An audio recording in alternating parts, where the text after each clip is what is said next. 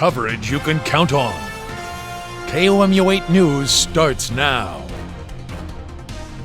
Well, if you were up early this morning, you caught some cooler weather. The sun came out later in the day and it brought the heat. But our First Alert weather team is tracking a cool down for your work week ahead. Good evening, everyone. I'm Emily Spain. Thanks so much for joining us. We've got meteorologist Matt Begwith here. And Matt, we're not just talking relief from the heat, but rain chances. Yeah, Emily, we are looking at rain chances that are going to be headed our way. Much needed, much welcome rain chances. Let me show you the setup here with satellite and radar. We still do have some of that cloud cover across the region, and that's going to be the theme for the next few days. This frontal boundary now stalled out. We're on the cooler side of that, warmer to the south, and that difference is going to continue as well. But this is also going to set us up for some moisture in the coming days. Let me show you the temperature trend over the next few days compared to average. Well below average as we head into our Tuesday, but then we're back closer to those seasonal conditions as we get closer towards the weekend and early next week. But still, I think below average temperatures very likely to continue for us. 40% rain chances by Monday night. Most of your Monday completely dry, if not all of it. It's Tuesday when that widespread welcome rain chance moves in. We could see as much as an inch, maybe even 2 inches in some locations. We'll talk more about that potential with an hour-by-hour look at precipcast coming up. Tonight we have an update on the crash from Friday night that involved at least a dozen bikes on I-70. It happened as they were escorting the Central Missouri Honor Flight home. Ride leader Reed Hickam says the bikers are doing better and recovering. Those injuries ranged from scratches to a broken collarbone and ankle. The motorcycle escort is a staple of the Honor Flights, helping make the veterans trip extra special. The Honor Flight director says he's ridden along before. He described the experience as patriotic and emotional. Many of them have tears as they pass those buses. We've been doing this since the second or third flight out of 64, and it's very emotional for them as well. The ride leader also says there will soon be a meeting to discuss changes for future flight escorts, but the group's waiting to hear back from the Missouri State Highway Patrol before they meet. The Columbia City Council is scheduled to meet tomorrow, and the agenda is packed for the meeting. Let's break it down here for you. The Columbia Housing Authority will give an update on its comprehensive homeless service center plan. That center will provide shelter, food, and supportive services for the homeless. There will also be a public hearing for upgrades to the McBain water treatment plant. The upgrades would restore the plant's capacity to treat 32 million gallons of water per day. City staff has also recommended an increase in water utility rates by 10% for base fees and up to 30% for certain residential tiers. There's also a proposed 15% increase to commercial water utility fees. The Columbia City Council is also expected to approve a $75,000 security upgrade to City Hall's reception area. KOMU8's Alec Alawat joins us live at City Hall. And Alec, what led up to this discussion? Well, Emily, the city has said that this was the result of multiple security incidences that have occurred in the last couple of months. Now, I reached out to 5th Ward Councilman Matt Pitzer about these incidences, but was told he could not comment on them because of security and personnel issues. Now, City Hall staff were the ones who initially brought up the security concerns, and they were first brought up at the August 1st council meeting, and now they are expected to vote on them during their meeting tomorrow afternoon. The upgrades would include adding a door on the reception desk that could lock from the inside, a ballistic glass barrier on top of the desk, and an amplified sound speaker along with an exit door from the desk. Now here is a photo of what those upgrades would look like from the council's agenda. Again, it would cost $75,000 to make the changes, and it's not the only security measures the council will discuss tomorrow. Members will discuss restricting public access to certain areas of City Hall, but they did not specify what those areas were in the council's agenda. Reporting live in Columbia, Alec Alawat, KOMU8 News.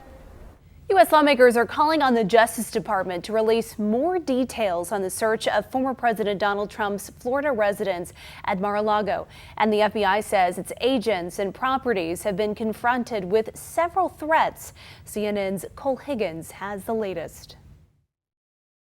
Questions mounting days after the search of former President Donald Trump's Mar-a-Lago residence. I have asked for, along with Chairman Maloney, a damage assessment by the intelligence community and a briefing to Congress. Adam Schiff, the Democratic chair of the House Select Intelligence Committee, says he has yet to hear back about a damage assessment on the 11 sets of classified documents seized from Mar-a-Lago, but remains confident one will eventually be done. That is, I think, fairly routine when there has been the potential risk of disclosure of national security information or classified information. Republicans on the House Intel Committee are demanding investigators deliver a briefing detailing the reasons for the search. On a bipartisan basis, Congress is saying, show us the goods. We want to know, one, what did the Department of Justice and the FBI tell the judge that they were going to find, and what did they find? There's a high level of skepticism, but we don't have to speculate. We have the clearance, we have the oversight ability. Saturday, pro-Trump protesters in Phoenix, Arizona, peacefully demonstrating outside the local FBI field office. But the FBI says its agents and properties are dealing with an unprecedented number of threats. A law enforcement source says the personal information of 2 FBI employees listed in court documents as being involved in the search circulated online. Those folks on the ground do extraordinarily heroic efforts to enforce our rule of law, which is fundamental to the Republican Party and to our democracy. The call for more information comes as sources say one of Trump's lawyers stated in June there was no more classified information stored at Mar-a-Lago. But as mentioned in the warrant, the FBI searched the former president's Palm Beach home and seized 11 sets of classified documents, some of which were marked top secret. And as we mentioned before, the FBI is receiving, quote, an unprecedented number of threats since that search. The FBI and the Department of Homeland Security issued a bulletin warning of, quote, violent threats against federal law enforcement, courts, government buildings, and employees. Several sources from the agency say they are closely watching online forums and social media platforms for violent rhetoric and threats. One congresswoman says politicians are igniting the problem by posting on social media. That kind of rhetoric is heard by people who are extremists and who are apparently feel that they're being called on to save their country by engaging in violence. She referred to one representative's tweet that said, quote, we must destroy the FBI. We must save America. She said she does not believe he approved of physically attacking the FBI. A man died by suicide after he crashed his car into a barricade and fired shots in Washington, D.C. That crash happened near the Supreme Court early this morning. After the collision, the car broke out in flames. Capitol Police said Richard Aaron York then got out of his car and fired shots into the air before crashing it. Officials say they are still looking for answers to explain York's motive. In terms of this individual's motivation, why he did what he did here this morning, we don't have any information that would indicate his motivation at this point, but that's still a very active part of this investigation. Capitol Police officers did not fire at York. The department also said, quote, it does not appear York was targeting any members of Congress. Prosecutors charged a man after he allegedly crashed a car into a crowd of people at a fundraiser in Pennsylvania last night. Police say the incident killed one person and injured 17 others. Police also believe the suspect killed a second person in a nearby town in a separate incident. We don't want anybody to get attacked. The person who did these heinous crimes tonight is in custody right now. It's very unfortunate that this happened, and we want to compile all pieces to put this investigation together and do it thoroughly and as accurate as could possibly be. Authorities took the victims to a local hospital for treatment. Coming up, the Inflation Reduction Act is heading to the president's desk. What it could mean for the fight against climate change. Next. And our temperature today started at 75. We got to 90. That was overall an above average day by about 5 degrees. We don't have a whole lot more above average days in the forecast for the next 10, even 14 days. We'll talk about that trend coming up after the break. Welcome back. This week, a landmark healthcare and climate bill is heading to President Joe Biden's desk. The Inflation Reduction Act comes at a time when states across our country are confronting extreme weather events, some of those becoming more devastating and frequent due to climate change. Here's CNN's Cole Higgins. Democrats and President Joe Biden scoring a big win. After more than a year of negotiations, the House Democrats are going to send the Inflation Reduction Act to the president's desk for signature.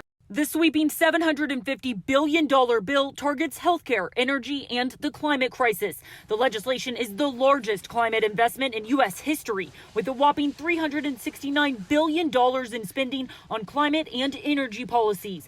Provisions include electric vehicle tax credits and funding for domestic clean energy manufacturing and to combat drought. Scientists warn extreme drought and extreme flooding will become more frequent as the planet warms. Here in Nevada, when you have the monsoon season, people know that they need help when it comes to climate change. Heavy rain pouring into Las Vegas casinos and flooding streets for a second time in recent weeks. The downpour is part of the wettest monsoon season in a decade. It's causing significant damage, and at least 2 deaths are now being blamed on the flooding. This bill allows us to deal with some of those things in the long term, to build back better, actually, to be more resilient. There's money to make our water systems more efficient so we don't lose water as it is delivered to the people. It's a great bill for Nevada. However, some Republicans say it hands out tax credits like candy with no accountability.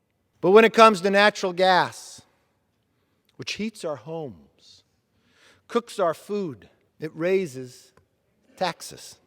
I'm Cole Higgins reporting. President Biden is expected to sign the bill into law this week. Biden says a celebration will take place September 6th at the White House to, quote, honor the historic legislation. Matt. We are looking at that frontal boundary that we were talking about at the beginning of the show that has pushed off to the south. We're on the cool side of it. Areas to the south, such as Springfield, on the warm side of this. We're going to see some moisture ahead of this, or rather behind this, and that's going to be moving in over the next few days, bringing us rain chances, but the cooler air associated with it, it's already here. Our 30-year average for this time of the year is 88 degrees. We're going to be in those middle 80s for Monday, around 84, cooling to the 70s on Tuesday. Now, the reason for such a big drop is largely due to that rain chance. Then we're going to be back closer to 80 through the rest of the week. Wednesday, we may scrape by with just the upper 70s, but I think some of us, at least in the southern parts of the state, will be near 80. And then we're back into those low to mid 80s as we head into the weekend. Let me show you how this all plays out here with precipcast. This is Monday morning. We're going to wake up to a mix of sunshine and cloud cover. Temperatures going to be in the upper 60s to low 70s. Overall, we're going to be pretty seasonal. Then we'll see the cloud cover continue to increase. So there will be some sunshine out there. There's going to be a lot of cloud cover too. A few sprinkles possible across northern Missouri in the afternoon. That's going to struggle. It's really going to have a hard time making it to the ground. But by Tuesday morning, 4:30 a.m., meteorologist Tim Schmidt going to be tracking moderate rainfall through mid-Missouri here that we're going to be watching, and it's going to be very widespread. This continues into the morning commute time. And 8 a.m., this is something we're going to have to watch because we'll be looking at some light to moderate, even some heavier downpours associated with this. A rumble of thunder or two could be mixed into this rain as well. I don't think it's going to be a widespread issue, but with moderate rain coming down, you might need to allow a couple of extra minutes to get where you need to go, especially with extra commuters on the road. Remember, college students starting to move back into town as well. So things to keep in mind over the next few days. Temperatures in the upper 60s. The rain lingers into the midday hours, temperatures getting to the low 70s, cloud cover holds on, and eventually that rain goes from really widespread to scattered, and it becomes much more isolated into the evening hours. Temperatures by 8 o'clock Tuesday in the upper 60s to low 70s. So something else to note is those temperatures are very stagnant through our Tuesday as well. Looking at our rainfall total potential through Wednesday, most of this, if not all of this, falling on Tuesday, maybe a little bit down near the Lake of the Ozarks on Wednesday. A widespread inch of rain, very likely for us. Some areas could see up to 2, maybe even 3 inches if we get in on some of those heavier downpours. So that's something we'll be watching. Below average temperatures continuing through the week and into the the weekend and early next week, we're starting to see more of those schools back in session. I think we are going to see the trend of below average temperatures continuing and above average rainfall chances continuing, which we will gladly take given the drought situation we've been in. So something to keep in mind. Also something to keep in mind, the pollen count weeds high. That rain going to help wash some of that away as we head into Tuesday, but it will increase again. 66 for tonight, 84 tomorrow.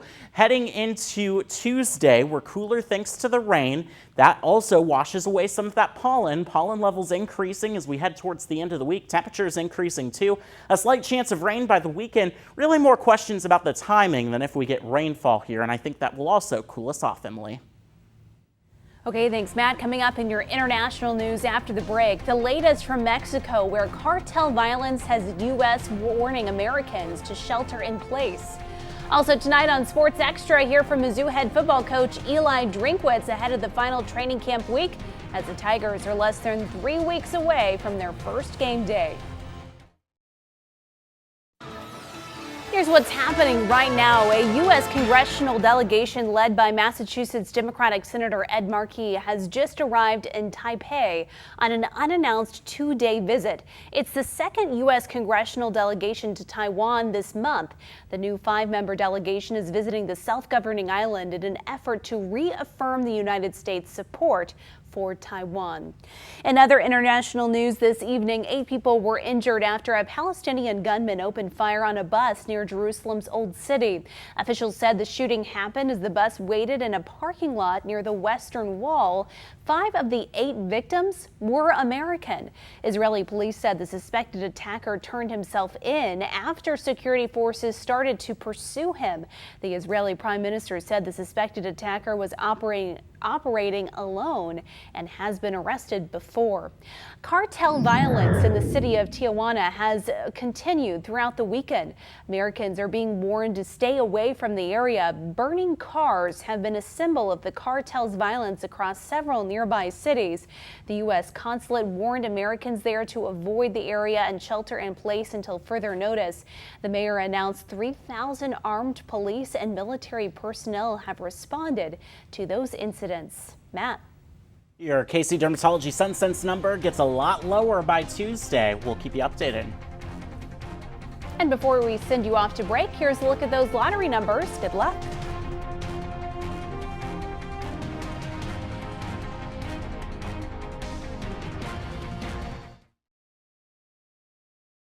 Well, things are about to get busy in Columbia because it's move-in week on Mizzou's campus, and MU's fall semester starts next Monday.